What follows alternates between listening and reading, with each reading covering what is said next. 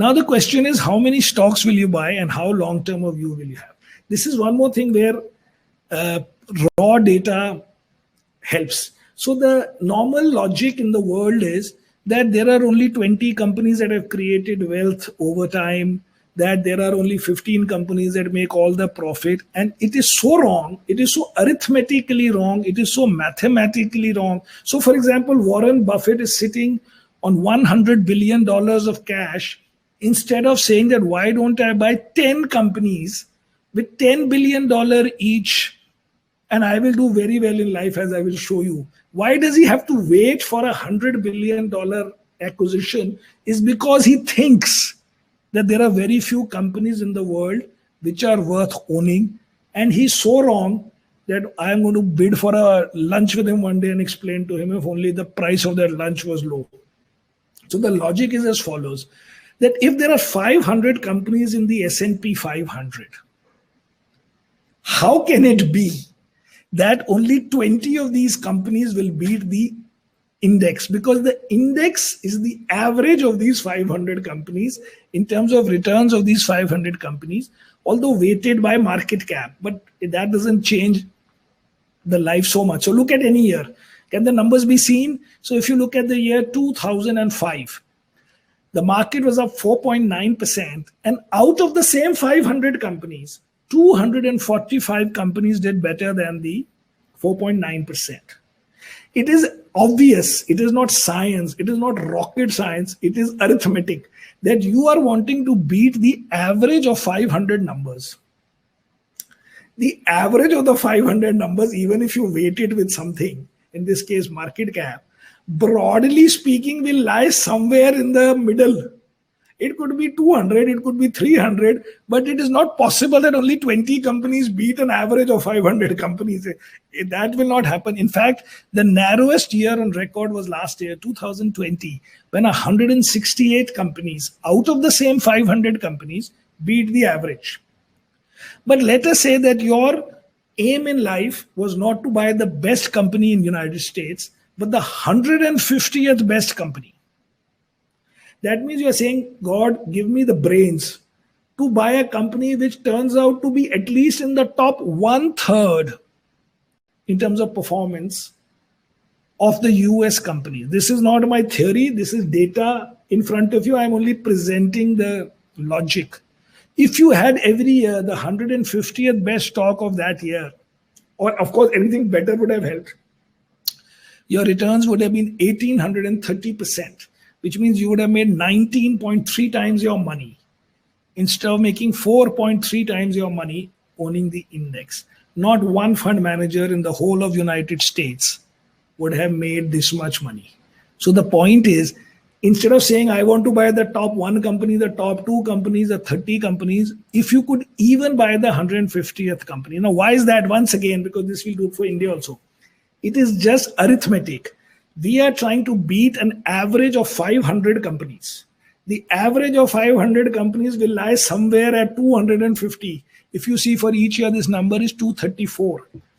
If 234 companies are going to beat the index, 200 are going to beat it even more, 150 will beat it even more, and 100 will really beat it because you are ranking them in performance. So a large number of companies beat the index every year, every century, every decade, because the definition will not change.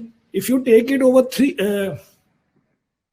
years, that I don't want to look every year, I want to look 3 years, then the 150th company will beat the index, but the number will become less. Now the return is only 750%, because one company which may have done well in 2005 will not do as well in 2006 and so on.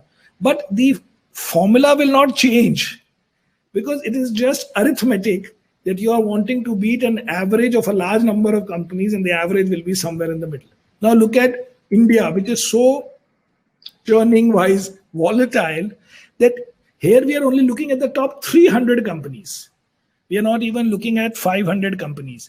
And if you do the same logic and say around 1/3 if you could have, so the 90th best stock of our market, if you could every year have not the average of 1 to 90, but just the performance of the 90th stock, you would have been up 56 times. So please stop giving up this thing that There are only few stocks that do well. So now once we know this, what do we do with it? So basically it means, and you also seen that if you hold it for longer periods, although the performance is still good, it goes down because the same stock cannot do well for so long. As you saw, Coca-Cola may have done very well in the initial years of Warren Buffett's time, but because he held it for so long, in the end the returns became almost like index, about 2% better. American Express became about 1% better than index. But it's not that in the beginning they were only 1% better, because then Warren Buffett wouldn't have been famous in the 90s for having owned American Express. But by holding it for too long, he blew away that advantage. We are not promoters. I don't owe anything to any promoter. I bought the stock in the stock market and I will sell it in the stock market, and I don't care one shit for him. I only care for him if I got some in a anchor as a QIP, as something where he had a role to play in my this thing. Otherwise, I have bought it for my investor and I will sell it for my investor. But the reality is that the sweet spot for investing is 1 to 3 years. That is the only period you can even hope to analyze. You can only even hope to say that this is a period where I understand the current management and their strategy and the government policies and the interest rates and market demand. And then if it continues to do well, please hold it. I have held in my fund, which I can show you in the end, which is from an extract from the book called Bank for the Buck, that I own HDFC Bank for 25 years. But I am not a long-term investor in HDFC Bank. I have held it because it did well. This is very different from saying the bank is doing badly for 3 years. There is a management fight at the top, but I am a long-term investor, so I am owning it. No, sir. It does well, I hold it. You stop doing well, I will stop owning it. So there is no such concept. How can it be that people say, put all your eggs in one basket and then look at the basket? That means you are not long-term. If you are long-term, say, put all your eggs in one basket and go on a cruise. If every month you're going to look at that basket to say whether I should hold that basket, how are you long-term? So there is no such concept that long-term is some, if you will do well, we will hold. The other thing is, in any case, longer-term winners don't know themselves that they will be longer-term winners. They have no idea. They are like you. Just because they are running a company does not mean that they know anything more. If they knew anything more, one of the strongest signals would be what the insider is doing himself. So let us look at what the insider is doing. Bill Gates, whose company has become the second biggest company in the world, out of his 125 billion odd net worth, less than $15 billion is in shares of Microsoft. And Microsoft has outperformed nearly everything for the last 20 years. But he owns only because he has sold. Steve Ballmer did not sell. So by owning shares only, he's become worth 70 billion. Steve Jobs, when he died, 80% of his net worth was in Walt Disney. So if we were analyzing Steve Jobs at that time, saying he's the CEO, he's the founder, he's the chairman, he's the main architect, he's not converting his Walt Disney shares, which he got for selling Pixar, he's not converting them to Apple. So he's more bullish on Walt Disney, which also maybe he's a director, but he is not converting them to Apple. He didn't know. Nobody knows. All you know is similar. The market doesn't care that he knows something. Broadly speaking, you are buying that the company is not bad, it is not in bad industry, that it does not have bad management, which we can define, does not have bad valuations, and then you are praying. The portfolio construction, according to us, is, again, this would have been better served if it had come one at a time, but I just took the period of our fund, the long short fund. So from 15 July, which is when we started in 2005 to 3/31/21, HDFC Bank was up 23% per annum and ICICI Bank was up 15% per annum. So it looks very good. But if I look at it a few years later to now, from 2018 to now, HDFC Bank is up 12% per annum, but ICICI Bank is up 33% per annum. So if in our fund, somebody walks in 2019, can I keep telling him, but I own HDFC Bank from 2005 and it has done so well? Our strategy must take all these things into account. TCS has done well over both the periods.